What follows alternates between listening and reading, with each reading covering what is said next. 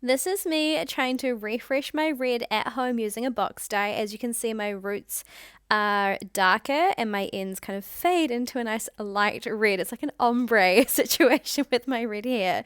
I picked up this L'Oreal Paris P67, which is a very intense red from their preference range. The contents is very much what you expect from any box dyes. You've got the color, the activator or the developer, there's the conditioner, and the instructions. Now for me, I basically just like to start with my roots and then I pull it through my ends because I wanted my ends to get really good depth of color because they are so faded compared to the root. I did actually put it onto the ends sooner than you normally would, which is not ideal when they're a bit dry, but that's what I wanted to achieve. I was putting color over hair quality on this video, so I did usually you put it on the last like 5 to 10 minutes, but I kind of just finished my roots and then pulled it all through my hair. As you can see, I'm completely saturating it and I'm actually cleaning up my forehead as I go because it was just such a messy application. I just go rogue. I really just don't care.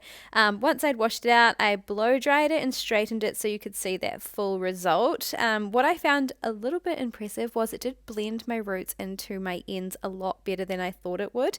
I do want more depth of color on my ends, but I loved how bright this red was. It's really hard to show you in this lighting here, so I will take this into a different room in a second so that you can see in the lighting. But as you can see here, it is just really pretty, and I love the red on red look that I'm doing.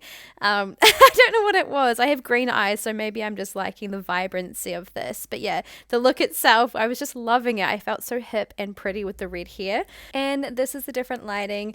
Just so you know, the regrowth, by the way, and that darker shade is me applying it to like my natural brown color. So that's just like healthily growing out. But yeah, I hope you found this video helpful and I will see you in the next one.